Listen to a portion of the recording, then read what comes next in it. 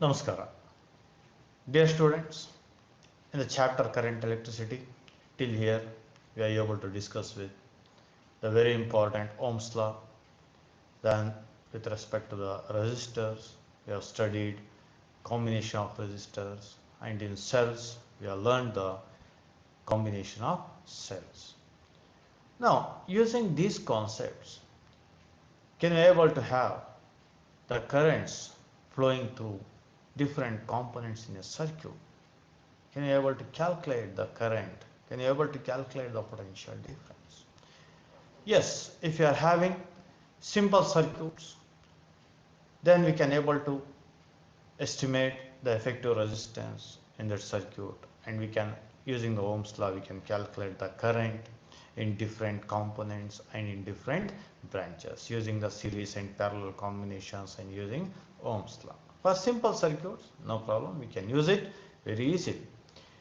As a circuit becomes bit complicated, ಸ್ವಲ್ಪ circuit complicate ಆಗ್ತಾ ಹೋದ ಹಾಗೆ ನಾವು ಬೇರೆ ಬೇರೆ ಕಾಂಪೊನೆಂಟ್ಗಳಲ್ಲಿ ಹರಿಯುವಂತಹ ಕರೆಂಟನ್ನು ಕ್ಯಾಲ್ಕುಲೇಟ್ ಮಾಡೋದು ಕಷ್ಟ ಆಗ್ತಾ ಹೋಗುತ್ತೆ. ಸರ್ಕ್ಯೂಟ್ ಯಾವ ರೀತಿ ಕ್ಲಿಷ್ಟ ಆಗ್ತಾ ಹೋಗುತ್ತೋ, ಕಾಂಪ್ಲಿಕೇಟ್ ಆಗ್ತಾ ಹೋಗುತ್ತೋ, ಹಾಗೆ ನಾವು ಬೇರೆ ಬೇರೆ ಡಿಫ್ರೆಂಟ್ ಕಾಂಪೊನೆಂಟ್ಸ್ಗಳಲ್ಲಿ ಹರಿಯುವಂತಹ ಕರೆಂಟನ್ನು ಕ್ಯಾಲ್ಕುಲೇಟ್ ಮಾಡೋದು ಕಷ್ಟಕರ ಆಗ್ತಾ ಹೋಗುತ್ತೆ.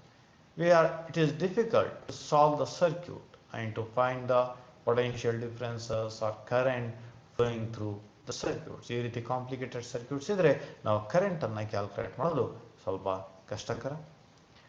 Now to solve these kind of circuits, ಈ ರೀತಿಯ ಹೆವಿ ಸರ್ಕ್ಯೂಟ್ಗಳನ್ನು ಸಾಲ್ವ್ ಮಾಡಬೇಕು. ಸಾಲ್ವ್ ಮಾಡೋದು ಅಂದರೆ ಬೇರೆ ಬೇರೆ ಕಾಂಪೊನೆಂಟ್ಗಳಲ್ಲಿ ಕರೆಂಟ್ ಎಷ್ಟು ಹರಿತಾ ಇದೆ ಅಥವಾ ಆ ಸರ್ಕ್ಯೂಟ್ ಅಲ್ಲಿರುವಂತಹ ಎಫೆಕ್ಟಿವ್ ರೆಸಿಸ್ಟೆನ್ಸ್ ಎಷ್ಟಿದೆ, ಇವುಗಳನ್ನೆಲ್ಲ ಪತ್ತೆ ಹಚ್ಚಬೇಕಿದ್ರೆ we have to make use of a very important two laws in current electricity.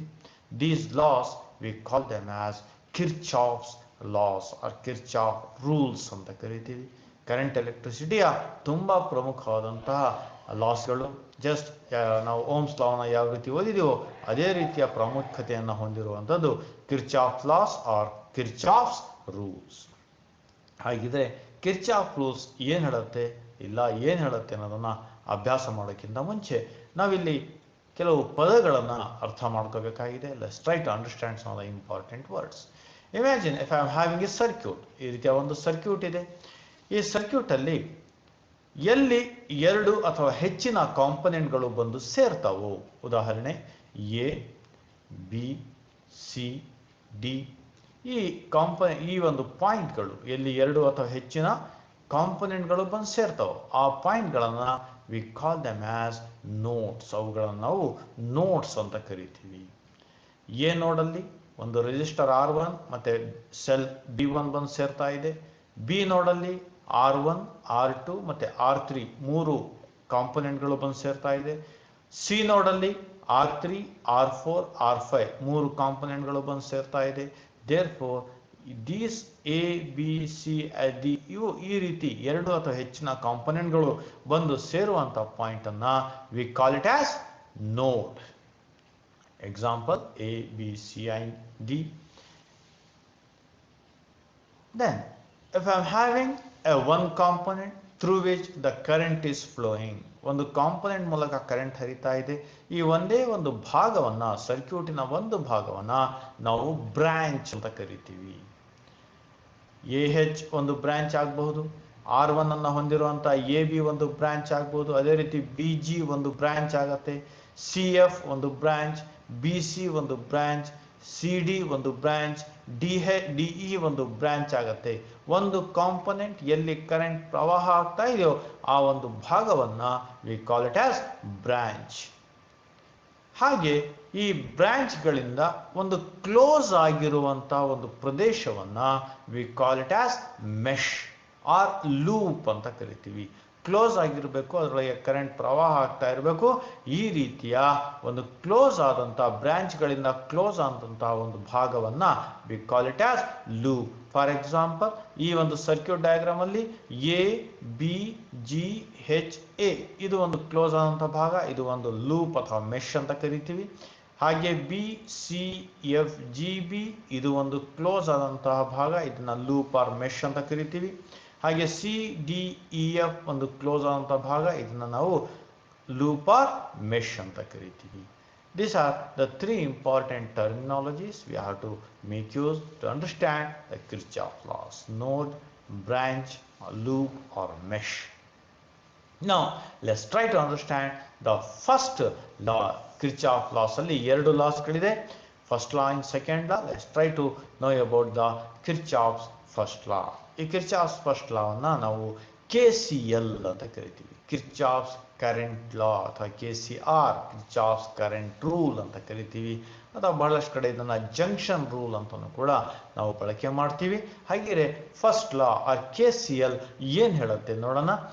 According to Kirchhoff's current rule, ನಮ್ಮ ಹತ್ರ ಎಲ್ಲರೂ ಒಂದು ನೋಡ್ ಇದೆ, ಒಂದು ದೊಡ್ಡ ಸರ್ಕ್ಯೂಟ್ ಅಲ್ಲಿ ಒಂದು ನೋಡ್ ಇದೆ, ಅಲ್ಲಿ 5 ಫಾರ್ ಎಕ್ಸಾಂಪಲ್ ಈ ಸರ್ಕ್ಯೂಟ್ ಡಯಾಗ್ರಾಮ್ ಅಲ್ಲಿ 5 ಬ್ರಾಂಚ್ಗಳು ಬಂದು ಒಂದು ನೋಡಲ್ಲಿ ಸೇರ್ತಾ ಇದೆ. 5 ಬ್ರಾಂಚ್ಗಳು ಒಂದು ನೋಡಲ್ಲಿ ಸೇರ್ತಿರುವಾಗ 2 ಬ್ರಾಂಚ್ಗಳಿಂದ ಕರೆಂಟ್ ಎಂಟರ್ ಆಗ್ತಾ ಇದೆ, 3 ಬ್ರಾಂಚ್ಗಳಲ್ಲಿ ಕರೆಂಟ್ ಹೊರಗೆ ಹೋಗ್ತಾ ಇದೆ. I1 and I5 are entering the node, I2, I3, I4 are leaving the node. ಈ ರೀತಿ ಸರ್ಕ್ಯೂಟ್ ಅಲ್ಲಿ ಈ ನೋಡ್ ಏನಲ್ಲಿ ಯಾವುದೇ ಕಾರಣಕ್ಕೂ ಕರೆಂಟ್ ಸ್ಟೋರ್ ಆಗಿರೋದಿಲ್ಲ, ಕರೆಂಟ್ ನಿಲ್ಲೋದಿಲ್ಲ, ಸ್ಟೋರ್ ಆಗೋದಿಲ್ಲ, ಅಕ್ಯುಮುಲೇಟ್ ಆಗೋದಿಲ್ಲ. ಏನು ಕರೆಂಟು ನೋಡಿಗೆ ಒಳನುಗ್ಗತ್ತೋ ಅಷ್ಟು ಕರೆಂಟ್ ಆ ನೋಡಿಂದ ಹೊರಗೆ ಹೋಗುತ್ತೆ. Rate of entering the current is equal to the rate of leaving the current. Is very important. ಹಾಗೆಯೇ Kirchhoff's current rule or KCL ಏನು ಹೇಳುತ್ತೆ, at any junction the sum of currents entering the junction is equal to sum of the currents leaving the junction. ತುಂಬಾ important ಆದ statement. At any junction sum of the currents entering the junction is equal to sum of the currents leaving the junction. Therefore I2 plus I3 plus I4 ಇವು 3 ಹೊರಗೆ ಹೋಗ್ತಾ ಇದೆ. Therefore the sum of the currents leaving the junction is equal to sum of the currents entering the junction I1 plus I5. ನಾವು KCL ಅನ್ನು use ಮಾಡುವಾಗ ಒಂದು sign convention ಅನ್ನು use ಮಾಡ್ತೀವಿ. According to that sign convention, currents flow towards the junction are taken as positive. Current ಯಾವ್ದು junction ಕಡೆ ಹೋಗ್ತಾ ಇದೆಯೋ ಅವುಗಳನ್ನ ಪಾಸಿಟಿವ್ ಅಂತ ಕರಿತೀವಿ. ಫಾರ್ ಎಕ್ಸಾಂಪಲ್ I1 ಮತ್ತೆ I5 ಇದನ್ನ ನಾನು ಪಾಸಿಟಿವ್ ಅಂತ ತಗೊಂಡ್ರೆ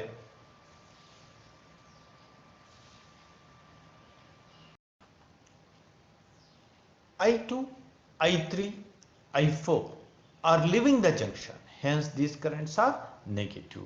I1 ಮತ್ತೆ I5 ಪಾಸಿಟಿವ್ ಆಗುತ್ತೆ, I2, I3, I4 ಇವು ನೆಗೆಟಿವ್ ಆಗುತ್ತೆ.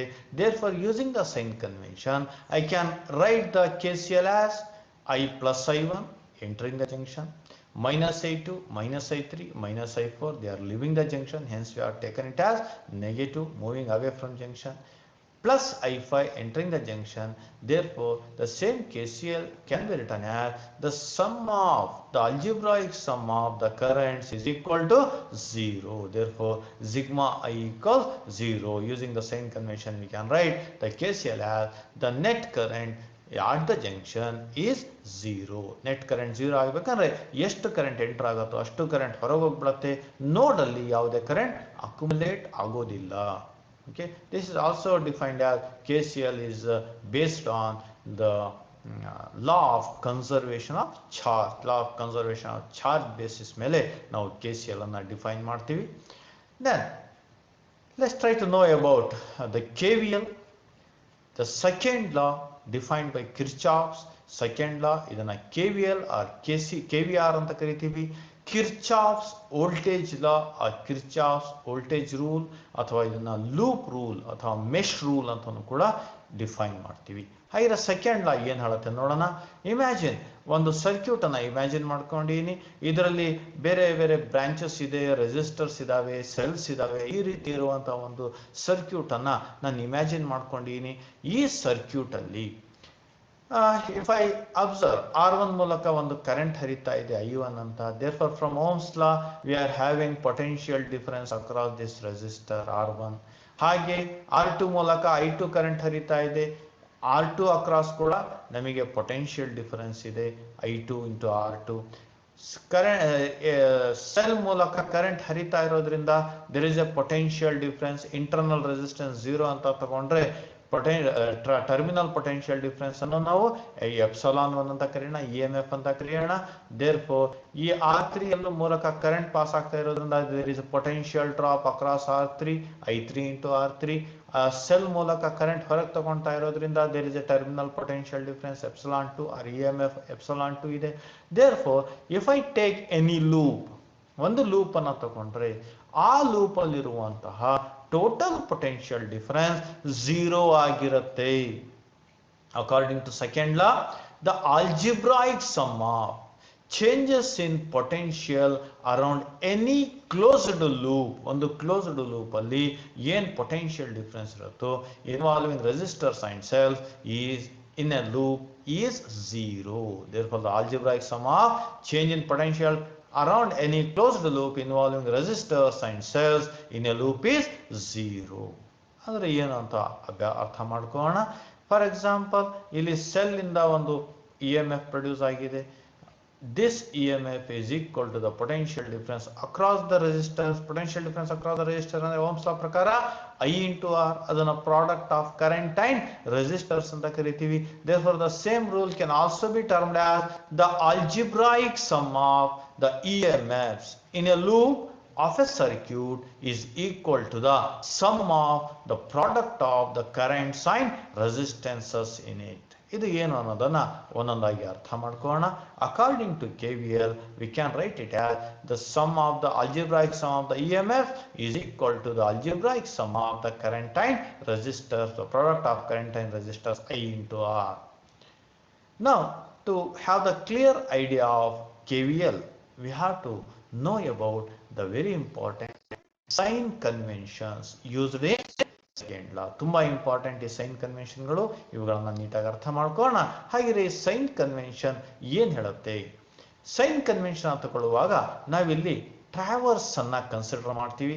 ವಿಲ್ ಹ್ಯಾವ್ ಎ ಟ್ರಾವರ್ಸ್ ಅಂದ್ರೆ ಕೊಟ್ಟಿರೋ ಲೂಪ್ ಅನ್ನ ನಾವು ಯಾವ ಕ್ರಮದಲ್ಲಿ ಅಭ್ಯಾಸ ಮಾಡ್ತಾ ಇದೀವಿ ಅಂತ ಹೇಳುವಂಥದ್ದನ್ನ ನಾವು ಟ್ರಾವರ್ಸ್ ಅಂತೀವಿ. ಫಾರ್ ಎಕ್ಸಾಂಪಲ್ ನಾನು ಈ ಲೂಪ್ ಅನ್ನ clockwise or anticlockwise ರೂಪದಲ್ಲಿ ನಾನು ಓದ್ಬೋದು. take in any direction, either clockwise or anti-clockwise. ಹಾಗೆ ಬೇರೆ ಬೇರೆ zigzag ಟೈಪ್ ತಗೊಳಕ್ಕಾಗಲ್ಲ. either clockwise or anti-clockwise direction ಅಲ್ಲಿ ನಾವು ಈ ಸರ್ಕ್ಯೂಟ್ ಅಲ್ಲಿ ಹರಿಯುವಂತಹ ಕರೆಂಟ್ ಅನ್ನ ಅಭ್ಯಾಸ ಮಾಡಬಹುದು. These are called as traverse. Then the second sign convention is the EMFs of a cell is taken as positive if the traverse is from negative to positive terminal. Traverse ಏನಾದರೂ negative terminal ಇಂದ positive terminal ಕಡೆ ಹೊರಟ್ರೆ ಆ ಸೆಲ್ಲಿನ EMF ಅನ್ನ positive ಅಂತ ತಗೊಂತೀವಿ. ಉದಾಹರಣೆಗೆ ಈ loop 1 ನಲ್ಲಿ ನಾವು ತಗೊಂಡಾಗ ಲೂಪ್ 1 ನಲ್ಲಿ ನೋಡಿ ಟ್ರಾವರ್ಸ್ ಯಾವ ರೀತಿ ಹೋಗ್ತಾ ಇದೆ. Traverse is moving from negative terminal to positive terminal. Negative terminal ಇಂದ ಹೋಗಿ ಪಾಸಿಟಿವ್ ಟರ್ಮಿನಲ್ ಇಂದ ಹೊರಗೆ ಬರ್ತಾ ಇದೆ. In this case the EMF epsilon 1 is positive. In loop 1 epsilon 1 is positive. ಅದೇ ಲೂಪ್ 2 ನಲ್ಲಿ ಬಂದಾಗ ಲೂಪ್ 2 ನಲ್ಲಿ ಅಬ್ಸರ್ವ್ ಮಾಡಿ, the traverse is moving from positive terminal to negative terminal. Loop 2 ನಲ್ಲಿ ನಾವು ಅಬ್ಸರ್ವ್ ಮಾಡಿದಾಗ ಅದೇ ಸೆಲ್ ಅಲ್ಲಿ the traverse is moving from positive terminal to negative terminal, then the EMF is termed as negative. Negative terminal ಇಂದ positive terminal ಕಡೆ ಹೋದಾಗ EMF positive ಆಗಿರುತ್ತೆ. ಅದೇ ಟ್ರಾವರ್ಸ್ ಪಾಸಿಟಿವ್ ಟರ್ಮಿನಲ್ ಇಂದ ನೆಗೆಟಿವ್ ಟರ್ಮಿನಲ್ ಹೋದಾಗ the EMF is negative. Second loop ಅಲ್ಲಿ second cell ಅನ್ನ ನೋಡೋಣ. ಇಲ್ಲಿ ಟ್ರಾವರ್ಸ್ ನೆಗೆಟಿವ್ ಇಂದ ಪಾಸಿಟಿವ್ ಕಡೆ ಹೋಗ್ತಾ ಇದೆ. hence the EMF is positive. Then, the third sign convention, the IR product is taken as positive if the current through the resistor is in the direction of traverse. IR product ಅನ್ನ positive ತಗೊಂತೀವಿ ಯಾವಾಗ ಆ component ಅಲ್ಲಿ ಹರಿತಾ ಇರುವಂತಹ current ಟ್ರಾವರ್ಸಿನ ದಿಕ್ಕಿನಲ್ಲಿ ಇದ್ದಾಗ, traverse ಮತ್ತೆ current ಎರಡು ಒಂದೇ ದಿಕ್ಕಲ್ಲಿದ್ರೆ ಐ ಇಂಟು ಆರ್ ಪಾಸಿಟಿವ್ ಆಗಿರುತ್ತೆ, ಆಪೋಸಿಟ್ ಡೈರೆಕ್ಷನ್ ಇದ್ರೆ ಐ ಇಂಟು ಆರ್ ನೆಗೆಟಿವ್ ಆಗುತ್ತೆ. ಉದಾಹರಣೆಗೆ ಈ R1 ನಲ್ಲಿ ಹರಿತಾ ಇರುವಂತಹ ಕರೆಂಟ್ ಟ್ರಾವರ್ಸಿನ ದಿಕ್ಕಲ್ಲಿದೆ, therefore I1R1 is positive in the loop 1. In the loop 1 I2 ಮತ್ತೆ R2 ಎರಡು ಒಂದೇ ದಿಕ್ಕಲ್ಲಿ ಹರಿತಾ ಇದೆ, therefore the product I2 into R2 is positive. Loop 2 ಬರೋಣ. ನೋಡಿ, ಕರೆಂಟ್ I2 ಮತ್ತೆ traverse in the loop 2 are in opposite direction. I2 ಹರಿಯುವ ದಿಕ್ಕು ಮತ್ತೆ ಟ್ರಾವರ್ಸ್ನ ದಿಕ್ಕು ಎರಡು ವಿರುದ್ಧವಾಗಿದೆ. Therefore in loop 2 I2 into R2 is negative. Then I3 ಮತ್ತೆ ಟ್ರಾವರ್ಸ್ ಎರಡು ಒಂದೇ ದಿಕ್ಕಲ್ಲಿ ಹರಿತಾ ಇರೋದ್ರಿಂದ in loop 2 I3 and R3 are in the same direction. I3 and R3 are positive. Traverse ನ ದಿಕ್ಕಲ್ಲಿ I3 ಇರೋದ್ರಿಂದ I3 into R3 is positive. This is the sign convention used in KVL. ಹಾಗೆ ಈ ಸೈನ್ ಕನ್ವೆನ್ಷನ್ ನ ಬಳಸಿಕೊಂಡು ಈ ಒಂದು ಎರಡು ಲೂಪ್ಸ್ ಗಳಲ್ಲಿ KVL ಅನ್ನು ಬಳಕೆ ಮಾಡೋಣ. From KVL for loop 1, what is the EMF? EMF ಏನಾಗಿದೆ ನೋಡಿ, ನೆಗೆಟಿವ್ ಇಂದ ಪಾಸಿಟಿವ್ ಕಡೆ ಹೋಗ್ತಾ ಇದೀವಿ. ಲೂಪ್ 1 ನಲ್ಲಿ ε1 ಪಾಸಿಟಿವ್ ಆಯಿತು, therefore ε1 is plus. Then current I1 and the traverse are in the same direction, hence I1R1 is positive, plus current I2 and R2, both are I2 in the same, I2 is in the direction of traverse, hence I2R2 is positive. Therefore from KVL ε1 is equal to I1R1 plus I2R2. Second loop ಅಲ್ಲಿ KVL ಅನ್ನು use ಮಾಡಿದ್ರೆ, from KVL just see the ε1 traverse positive ಇಂದ ಹೋಗಿ negative ಇಂದ ಹೊರಗೆ ಬರ್ತಾ ಇದೆ, therefore ε1 is negative. Epsilon second cell ಅಲ್ಲಿ ಟ್ರಾವರ್ಸ್ ನೆಗೆಟಿವ್ ಟರ್ಮ್ ಇಂದ ಹೋಗಿ ಪಾಸಿಟಿವ್ ಟರ್ಮ್ ಇಂದ ಹೊರಗೆ ಬರ್ತಾ ಇದೆ, therefore ε2 is ಪಾಸಿಟಿವ್. ε1 ನೆಗೆಟಿವ್ ಆಯಿತು, ε2 ಪಾಸಿಟಿವ್ ಆಗಿದೆ. I2 ಟ್ರಾವರ್ಸಿಗೆ ಅಪೋಸಿಟ್ ಡೈರೆಕ್ಷನ್ ಇರೋದ್ರಿಂದ I2 into R2 is negative. I3 ಮತ್ತೆ ಟ್ರಾವರ್ಸ್ ಸೇಮ್ ಡೈರೆಕ್ಷನ್ ಅಲ್ಲಿ ಇದ್ದಾರೆ, therefore I3 into R3 is positive. Therefore from KVL for loop 2 minus ε1 plus ε2 is equal to minus I2 into R2 plus I3 into R3. Therefore the algebraic sum of the EMFs is equal to the algebraic sum of the product of current into resistor. This is the very important KVL. Now let's see the application of Kirchhoff laws through one of the very important network. That network we call it as Wheatstone bridge. ಈ Wheatstone bridge ಅನ್ನುವಂಥ ಒಂದು ತುಂಬಾ popular ಆದಂಥ ಒಂದು network. ಈ network ಅಲ್ಲಿ ನಾವು KVL ನ ಅಪ್ಲಿಕೇಶನ್ ಅನ್ನ ನೋಡೋಣ ಅಂತೆ. ಫಸ್ಟ್ Wheatstone bridge ಅಂದ್ರೆ ಏನು, ಇದು ಹೇಗಿರುತ್ತೆ ಅನ್ನೋದನ್ನ ತಿಳ್ಕೊಳ್ಳೋಣ. It's a network which contains 4 resistors in the form of a quadrilateral. ಒಂದು ಚತುರ್ಭುಜದ ಆಕಾರದಲ್ಲಿ 4 ರೆಸಿಸ್ಟರ್ಗಳಿರ್ತವೆ. R1, R2, R3, R4 4 ರೆಸಿಸ್ಟರ್ಗಳನ್ನ ಚತುರ್ಭುಜ ಆಕಾರದಲ್ಲಿ ನಾವು ಕನೆಕ್ಷನ್ ಕೊಟ್ಟಿರ್ತೀವಿ. ಎಲ್ಲಿ ರೆಸಿಸ್ಟರ್ಗಳು ಸೇರಿದಾವೋ ಆ ನೋಡ್ಗಳನ್ನು ನಾನು ABCD ಅಂತ ಕರೆದ್ರೆ, ಆಪೋಸಿಟ್ ನೋಡ್ಗಳನ್ನ, ಒಂದು ಜೊತೆಯ ಆಪೋಸಿಟ್ ನೋಡ್ಗಳನ್ನ ಒಂದು ಸೆಲ್ಲಿಗೆ ಕನೆಕ್ಟ್ ಮಾಡಿರ್ತೀವಿ, ಪೊಟೆನ್ಷಿಯಲ್ ಡಿಫರೆನ್ಸ್ V. ಇನ್ನು ಉಳಿದ 2 ಆಪೋಸಿಟ್ ನೋಡ್ಗಳನ್ನ ಒಂದು ಗ್ಯಾಲೋನೋಮೀಟರ್ ಕನೆಕ್ಟ್ ಮಾಡ್ತೀವಿ. ಒಂದು ಜೊತೆ ಆಪೋಸಿಟ್ ನೋಟ್ಸ್ ಅನ್ನ ಸೆಲ್ಲಿಗೆ ಕನೆಕ್ಟ್ ಮಾಡ್ತೀವಿ, ಇನ್ನೊಂದು ಜೊತೆ ಆಪೋಸಿಟ್ ನೋಟ್ಸ್ ಅನ್ನ ಒಂದು ಗ್ಯಾಲೋನೋಮೀಟರ್ ಕನೆಕ್ಟ್ ಮಾಡ್ತೀವಿ. ಸೆಲ್ಲಿಂದ ಹೊರಟಂತಹ ಮೇನ್ ಕರೆಂಟ್ I ಎ ನೋಡಲ್ಲಿ I1 ಮತ್ತೆ I2 ಆಗಿ ವಿಭಜನೆ ಆಗುತ್ತೆ, ಡಿವೈಡ್ ಆಗುತ್ತೆ. then the current I2 at the node B again divides into IG and I2 galvanometer ಕಡೆ IG ಕರೆಂಟ್ ಹೋಗುತ್ತೆ. ಉಳಿದಂತಹ ಕರೆಂಟ್ I2 ನಲ್ಲಿ IG ಕರೆಂಟ್ ಹೋದ್ರೆ ಉಳಿದಂತಹ current I2 minus IG flows through R4. Galvanometer ನ ಬಂದಂತ IG ಕರೆಂಟ್ I1 ಜೊತೆಗೆ ಸೇರ್ಕೊಂಡು D ನೋಡಲ್ಲಿ it will become I1 plus IG. D ನೋಡಲ್ಲಿ I1 plus IG ಹರಿಯುತ್ತೆ. ನಂತರ ಸಿ ನೋಡಲ್ಲಿ I2 minus IG ಹಾಗೂ I1 plus IG ಸೇರ್ಬಿಟ್ಟು plus IG minus IG cancel ಆಯಿತು, I1 plus I2 ಆಗತ್ತೆ. ಇಲ್ಲಿ I1 plus I2 is nothing but ನೋಡ್ A ಅಲ್ಲಿ ಇದೆ I1 plus I2 ಯಾರಿಂದ ಬಂದಿದ್ದು, ಮೇನ್ ಕರೆಂಟ್ ಐಯಿಂದ ಬರುತ್ತೆ. therefore the I1 plus I2 ಸಿ ನೋಡಲ್ ಸೇರಿ again it will become main current I. ಈ ಒಂದು ನೆಟ್ವರ್ಕ್ ಅನ್ನ, ಈ ಒಂದು ಸರ್ಕ್ಯೂಟ್ ಅನ್ನ we call it as Wheatstone bridge ಅಂತ ಕರಿತೀವಿ. And the very important, the balancing condition, Wheatstone bridge is said to be balanced when the current flowing through the galvanometer is 0. ಈ galvanometer ಹರಿತಾ ಇರುವಂತಹ current 0 ಆದಾಗ ನಾವು ಈ bridge ಅನ್ನ balanced ಅಂತ ಕರಿತೀವಿ. That is a very important condition. When Ig, the current to the galvanometer becomes 0, then the bridge is said to be balanced. ಹಾಗಿದ್ರೆ ಈ ಬ್ರಿಡ್ಜ್ ಬ್ಯಾಲೆನ್ಸ್ ಆಗಿದೆ ಅಂದರೆ ಕರೆಂಟ್ ಗ್ಯಾಲೋಮೀಟರ್ ಮೂಲಕ ಹರಿತಾ ಇರುವಂತಹ ಕರೆಂಟ್ 0 ಆಗಿದೆ. ಆ ಸಂದರ್ಭದಲ್ಲಿ ಈ ರೆಸಿಸ್ಟರ್ಸ್ಗಳ ಬೆಲೆ ಏನಾಗಿರುತ್ತೆ, ಆ ಒಂದು ಕಂಡೀಷನ್ ಅನ್ನ ನಾವು ತಿಳ್ಕೊಳ್ಳೋಣ.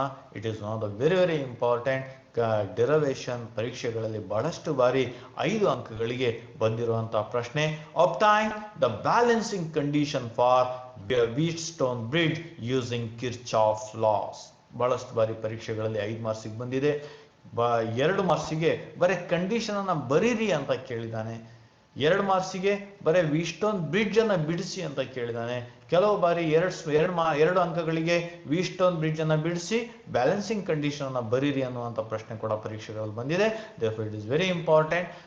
Let's try to have the balancing condition for Wheatstone bridge using Kirchhoff laws. First let's consider a Wheatstone bridge which is having 4 resistors in the form of a quadrilateral in the R1, R2, R3 and R4. In the opposite nodes, for one pair of opposite nodes if I connect a cell, and for the other pair of opposite nodes we are having a galvanometer. If the main current I flows through a cell at the node A, it splits into I1 and I2, and at node B the I2 divides into Ig and left current I2 minus Ig. At the node C, Ig plus I1 Ig add up and it will become I1 plus Ig, and at node C I2 minus Ig and I1 plus Ig adds up, share ಬಿಟ್ಟು it will become main current I. Now we have to find the condition when the current becomes 0 through the galvanometer. Galvanometer ಮೂಲಕ ಹರಿಯುವಂಥ current 0 ಆದ ಸಂದರ್ಭದಲ್ಲಿ ಈ ಸರ್ಕ್ಯೂಟಿನ resistors ಯಾವ ಸ್ಥಿತಿಯಲ್ಲಿರುತ್ತೆ ಅನ್ನೋದನ್ನ ನಾವು ಇವಾಗ ಕಂಡುಹಿಡಿಯಬೇಕಾಗಿದೆ. therefore to use that, let's make use of KVL for the 2 loops. ಇಲ್ಲಿ ನಮಗೆ 3 ಲೂಪ್ಗಳು ಕಾಣಿಸ್ತಾ ಇದ್ದಾವೆ. ಒಂದು ಲೂಪ್ ABDA, ಇನ್ನೊಂದು ಲೂಪ್ BCDB, ಮತ್ತೊಂದು ಲೂಪ್ ADC ಇಲ್ಲಿ ಸೆಲ್ ಮೂಲಕ ಎಗೆ. ಈ 3 ಲೂಪ್ಸ್ ಅಲ್ಲಿ ನಾವು 2 ಲೂಪ್ ಅನ್ನು ತಗೋಣ. ಮೊದಲನೇ ಲೂಪ್ ABDA, ಈ ಲೂಪ್ ಅಲ್ಲಿ ನಾವು KVL ಅನ್ನು ಯೂಸ್ ಮಾಡೋಣ. therefore I2 is in the direction of traverse. I2 ಟ್ರಾವರ್ಸಿನ ದಿಕ್ಕಲ್ಲಿದೆ, ಹಾಗಾಗಿ I2 into R2 ಪಾಸಿಟಿವ್ ಆಯಿತು. ನಂತರ ಇಲ್ಲಿ G ಅಂತ ಕರೆದಾಗ ಗ್ಯಾಲೋನೋಮೀಟರ್ ಅಲ್ಲಿ ಒಂದು ಕಾಯಿಲ್ ಇರುತ್ತೆ. ಆ ಕಾಯಿಲಿಗೆ ರೆಸಿಸ್ಟೆನ್ಸ್ ಇರುತ್ತೆ. ಆ ರೆಸಿಸ್ಟೆನ್ಸಿನ ಬೆಲೆಯನ್ನ ನಾವು G ಅಂತ ಕರಿತೀವಿ. ಗ್ಯಾಲೋನೋಮೀಟರ್ನ ಕಾಯಿಲಿನ ರೆಸಿಸ್ಟೆನ್ಸ್ ಅನ್ನ we call it as G. This is a resistor, it is having A resistance. ಹಾಗೆ ಆ ರೆಸಿಸ್ಟರ್ ಮೂಲಕ Ig ಕರೆಂಟ್ ಪಾಸ್ ಆದಾಗ ಇಲ್ಲೂ ಕೂಡ ಆ product of current and resistance ಬರುತ್ತೆ. ಅದನ್ನ Ig into G ಅಂತ ಕರಿತೀವಿ. therefore Ig is in the direction of traverse. Ig into G positive ಆಯಿತು. ಇಲ್ಲಿ ಅಬ್ಸರ್ವ್ ಮಾಡೋಣ, ಈ ಒಂದು ಬ್ರಾಂಚ್ ಅಲ್ಲಿ current I1 is opposite to the traverse. Current I1 traverse ಗೆ ವಿರುದ್ಧವಾಗಿದೆ. therefore I1 into R1 becomes negative. ಈ ಲೂಪ್ ಅಲ್ಲಿ KVL ಅನ್ನು ಯೂಸ್ ಮಾಡಿದ್ರೆ plus I2 R2 plus Ig into G minus I1 R1 ಆಯಿತು. ಹಾಗೆ ನಾವು ಸೆಕೆಂಡ್ ಲೂಪ್ ಅನ್ನು ತಗೋಣ. ಇನ್ ದ ಲೂಪ್ BCDB, ಈ ಲೂಪ್ ಅಲ್ಲಿ ನಾವು KVL ಅನ್ನು ಯೂಸ್ ಮಾಡಿದ್ರೆ for the loop BCDB if I use the KVL, traverse ನ ತಗೊಂಡಿದ್ದೀನಿ. ಈ ಟ್ರಾವರ್ಸ್ ಅಲ್ಲಿ ನಮಗೆ ಅಬ್ಸರ್ವ್ ಮಾಡೋಣ, I2 minus Ig is in the direction of traverse. ಟ್ರಾವರ್ಸಿನ ದಿಕ್ಕಲ್ಲಿದೆ I2 minus Ig. therefore I2 minus Ig into R4 positive ಆಗುತ್ತೆ. ಹಾಗೆ I1 plus Ig ಟ್ರಾವರ್ಸಿಗೆ ವಿರುದ್ಧವಾಗಿದೆ. ಟ್ರಾವರ್ಸಿಗೆ ವಿರುದ್ಧವಾಗಿರೋದ್ರಿಂದ I1 plus Ig into R3 becomes negative. ಹಾಗೂ Ig ಕೂಡ ಟ್ರಾವರ್ಸಿಗೆ ವಿರುದ್ಧವಾಗಿದೆ. Ig into G also becomes negative. Then from KVL, I2 minus Ig into R4 minus I1 plus Ig into R3 minus Ig into G is equal to 0. ಈ ಎರಡು ಈಕ್ವೇಶನ್ಗಳಲ್ಲಿ ನಾವು balancing condition for Wheatstone bridge ಅನ್ನು ಹಾಕೋಣ. We learn that the balancing condition for Wheatstone bridge is the current to the galvanometer becomes 0. ಯಾವಾಗ bridge balance ಆಗುತ್ತೆ? In the balanced condition, the current to the galvanometer is 0. Ig is equal to 0 ಅಂತ ಈ ಎರಡು equation ಗಳಲ್ಲಿ substitute ಮಾಡೋಣ. ಮೊದಲನೇ equation substitute ಮಾಡಿದಾಗ if I substitute Ig is equal to 0, then I0 into G ಈ term vanish ಆಯಿತು. Then I have left with I2 into R2 minus I1 into R2 is equal to 0. I1 minus I1 R2 I1 R1 ಅನ್ನ ಸ್ಥಳಾಂತರ ಮಾಡೋಣ. I2 into R2 is equal to I1 into R3. Cross multiply ಮಾಡ್ಕೊಳ್ಳೋಣ. I2 by I1 is equal to R1 by R2. By cross multiplying, I2 by I1 is equal to R1 by R2. ಇದನ್ನ equation 3 ಅಂತ ಕರೆಯೋಣ. Now make use of the second equation. Second loop ಇನ KVL ಅನ್ನ use ಮಾಡ್ಕೊಳ್ಳೋಣ. In the second loop, if I substitute Ig is equal to 0, ಈ equation ಅಲ್ಲಿ Ig is equal to 0 ಮಾಡಿದೆ. ಇಲ್ಲಿ Ig 0 ಆಯಿತು, ಇಲ್ಲೂ Ig 0 ಆಯಿತು, ಇಲ್ಲೂ Ig into G 0 ಆಯಿತು. ಹಾಗೆ ಏನು ಉಳಿಯುತ್ತೆ ನಮಗೆ? I2 into R4 minus I1 into R3 is equal to 0. I2 into R4 minus I1 into R3 is equal to 0. Minus I1 R3 ಅನ್ನ ಟ್ರಾನ್ಸ್ಪೋಸ್ ಮಾಡಿ ಸ್ಥಳಾಂತರ ಮಾಡಿ, then I2 R4 is equal to I1 R3. Cross multiply, I2 by I1 is equal to R3 by R4. Equation 3 ಏನು ಹೇಳ್ತು? I2 by I1 is equal to R1 by R2. Equation 4 ಏನು ಹೇಳ್ತಾ ಇದೆ? I2 by I1 is equal to R3 by R4. Therefore, equation 3 ಮತ್ತು equation 4 ಎರಡು ಈಕ್ವೇಶನ್ಗಳನ್ನು ನಾವು ಬಳಕೆ ಮಾಡಿಕೊಂಡಾಗ therefore I2 by I1 is equal to R1 by R2 and it is equal to R3 by R4. Hence, from 3 and 4 we come to a conclusion that when the galvanometer current is 0, R1 by R2 is equal to R3 by R4. This is a very important condition for a Wheatstone bridge. ಬಹಳಷ್ಟು ಬಾರಿ ಪರೀಕ್ಷೆಗೆ 5 ಅಂಕಗಳಿಗೆ ಬಂದಿರುವಂತಹ ಪ್ರಶ್ನೆ. ಈ derivation ನ ಚೆನ್ನಾಗಿ ಅಭ್ಯಾಸ ಮಾಡಬೇಕು. The R1 by R2 is equal to R3 by R4.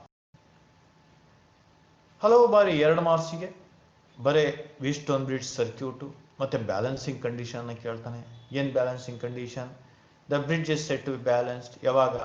when the current through the galvanometer is 0, Ig 0 ಆಗಿರುತ್ತೆ. ಹಾಗೂ the resistors R1, R2, R3 and R4 are in equal ratio, ಸಮಾನುಪಾತದಲ್ಲಿರುತ್ತೆ. that is R1 by R2 is equal to R3 by R4. ಅಥವಾ ಇದನ್ನ ನೀವು R1 by R3 is equal to R2 by R4 ಅಂತ ಕೂಡ ಬರೀಬಹುದು. ತುಂಬಾ ಪ್ರಮುಖವಾದಂತ ಒಂದು equation. R1 by R2 is equal to R3 by R4. ಇದಿಷ್ಟನ್ನ 2 ಅಂಕಗಳಿಗೆ ಕೇಳಿದಾನೆ ಬಹಳಷ್ಟು ಬಾರಿ. Now let's have one more simple concept. Branch current ಅನ್ನ ಸಿಂಪಲ್ ಆದಂತ ಸರ್ಕ್ಯೂಟ್ ಅಲ್ಲಿ ಬ್ರಾಂಚ್ ಕರೆಂಟ್ ಅನ್ನ ಕಂಡುಹಿಡಿಯುವಂತಹ ಪ್ರಶ್ನೆ ಕೆಲವು ಬಾರಿ ಕೇಳಿದಾನೆ. obtain an expression for branch current simple ಆದಂತ ಸರ್ಕ್ಯೂಟಿಗೆ. ಫಾರ್ ಎಕ್ಸಾಂಪಲ್ ಈ ರೀತಿಯ ಸರ್ಕ್ಯೂಟ್ ಇದೆ. ಸರ್ಕ್ಯೂಟ್ ಚೇಂಜ್ ಆದಂಗೆ ಎಕ್ಸ್ಪ್ರೆಷನ್ ಚೇಂಜ್ ಆಗುತ್ತೆ. ಒಂದು ಸಿಂಪಲ್ ಸರ್ಕ್ಯೂಟ್ ತಗೊಂಡಿದ್ದೀವಿ. 2 ರೆಸಿಸ್ಟರ್ಗಳು ಪ್ಯಾರಲಲ್ ಇದೆ. ಒಂದು ಸೆಲ್ ಅನ್ನ ಕನೆಕ್ಟ್ ಮಾಡಿದಾಗ ದ ಬ್ರಾಂಚ್ ಕರೆಂಟ್ಸ್ I1 ಮತ್ತೆ I2 ಇವುಗಳ ಬೆಲೆ ಏನಾಗಿರುತ್ತೆ ಅನ್ನೋದನ್ನ ನಾವು ಕಂಡುಹಿಡಿಯಬೇಕಾಗಿದೆ. ಈ ಒಂದು ಡೆರಿವೇಶನ್ ಬರುವಂತ ಫಾರ್ಮುಲಾ ಬಹಳಷ್ಟು ಕಡೆ ನಮಗೆ ಬಳಕೆ ಆಗುತ್ತೆ, ಯೂಸ್ ಆಗುತ್ತೆ. Now in this circuit we can observe the 2 resistors are in parallel to the cell of terminal potential difference V. ನಾವು ಅಭ್ಯಾಸ ಮಾಡಿದೀವಿ in parallel combination the potential differences are equal across the component. parallel combination ಅಲ್ಲಿ across the component potential difference ಗಳೇನಾಗಿರುತ್ತೆ? Equal ಆಗಿರುತ್ತೆ. therefore ಇಲ್ಲಿ R1 ಮತ್ತೆ R2 resistor in across potential difference V1 ಮತ್ತೆ V2 ಏನಾಗಿರುತ್ತೆ? ಸಮವಾಗಿರುತ್ತೆ. therefore in parallel combination potential across each resistor are same as the applied potential. therefore V1 and V2 are equal. what is V1? according to Ohm's law, V1 is I1 into R1, V2 is I2 into R2. therefore V1 is I1 R1, V2 is I2 R2. ಇದನ್ನು ಸ್ವಲ್ಪ cross multiply ಮಾಡಿ rearrange ಮಾಡ್ಕೊಳ್ಳೋಣ. I1 by I2 is equal to R2 by R1. ಎರಡು ಕಡೆ ಒಂದನ್ನು add ಮಾಡೋಣ. +1 ಮಾಡಿ L C M ತಗೊಳ್ಳಿ. What is L C M? Left ಸೈಡಲ್ಲಿ I2 is the L C M. ನ್ಯೂಮರೇಟರಲ್ಲಿ I1 ಪ್ಲಸ್ I2 ಆಗುತ್ತೆ. ರೈಟ್ ಹ್ಯಾಂಡ್ ಸೈಡಲ್ಲಿ R1 ಎಲ್ ಸಿ ಎಮ್ ಆಗುತ್ತೆ. R2 ಪ್ಲಸ್ R1 ಆಗುತ್ತೆ. Therefore on taking the L C M, I1 plus I2 by I2 is equal to R1 plus R2 by R1. What is I1 plus I2? According to KCL ಪ್ರಕಾರ I1 plus I2 ಏನಾಗುತ್ತೆ? It is equal to main current I ಆಯಿತು. Therefore I by I2 is equal to R1 plus R2 by R1. Cross multiply ಮಾಡಿಕೊಂಡು I2 ನ ಬೆಲೆಯನ್ನು ಕಂಡುಹಿಡಿಯೋಣ. This is the branch current. I2 is the branch current. ಈ branch ಅಲ್ಲಿ ಹರಿತಾ ಇರುವಂತ current I2. ಇದಕ್ಕೆ equation ಬೇಕಾಗಿದೆ. ಕ್ರಾಸ್ ಮಲ್ಟಿಪ್ಲೈ ಮಾಡೋಣ. I2 is equal to I1 R1 divided by R1 plus R2. Branch current I2 is equal to main current I into R1 divided by R1 plus R2. ಅದೇ ರೀತಿಯಲ್ಲಿ I1 ಕರೆಂಟಿಗೆ equation ಪಡ್ಕೊಳ್ಳೋಣ. V1 is equal to V2, I1 R1 is equal to I2 R2. ಇದನ್ನು rearrange ಮಾಡುವಾಗ I1 by I2 is equal to R2 by R1 ಬದಲಿಗೆ reverse ಆಗಿ ತಗೊಳ್ಳೋಣ. I2 by I1 is equal to R1 by R2. I2 by I1 is equal to R1 by R2. Now adding 1 on the both side. ಎರಡು ಕಡೆ 1 ಅನ್ನು add ಮಾಡೋಣ. Take the LCM ತಗೊಳ್ಳಿ. I1 plus I2 divided by I1, R1 plus R2 divided by R2. What is I1 plus I2? From KCL, I1 plus I2 is nothing but the main current I. Therefore I by I1 is equal to R1 plus R2 by R2. ನಮಗೆ I1 equation ಬೇಕಾಗಿದೆ. Rearrange ಮಾಡಿ. I1 is equal to I R2 by R1 plus R2. This is the expression for branch current in the resistance R1. R1 ಅಲ್ಲಿ ಹರಿತಾ ಇರುವಂತ ಕರೆಂಟಿನ equation ಇದು. These are the important equations. This is the one more method of solving the circuit. I1 ಮತ್ತು I2 branch current ಅನ್ನು ಕಂಡುಹಿಡಿಯುವಂತ ತುಂಬಾ ಪ್ರಮುಖವಾದಂಥ ವಿಧಾನ. ಹಿಂದಿನ ಪರೀಕ್ಷೆಗಳಲ್ಲಿ 3 ಮಾರ್ಕ್ಸಿಗೆ ಬಂದಿರುವಂತ ಪ್ರಶ್ನೆ ಇದು. Dear students, till here we are able to learn about very important concepts of Kirchhoff's laws. ಈ ಕಿರ್ಚಾಫ್ ಲಾಸ್ ಅನ್ನು ಬಳಸ್ಕೊಂಡು ವೀಸ್ಟೋನ್ ಬ್ರಿಡ್ಜ್ ಅನ್ನು ಯಾವ ರೀತಿ ನಾವು ಹ್ಯಾಂಡಲ್ ಮಾಡ್ತೀವಿ, ವೀಸ್ಟೋನ್ ಬ್ರಿಡ್ಜ್ ಅನ್ನು ಅಭ್ಯಾಸ ಮಾಡಿದ್ವಿ. The very important, using the Kirchhoff's law we have obtained the balancing condition of Wheatstone bridge, and we have learnt about the expression for branch currents in a simple circuit. In the next class, in the next session, we are going to have as very important 2 devices, meter bridge and potentiometer. We will discuss in the next session. Namaskar.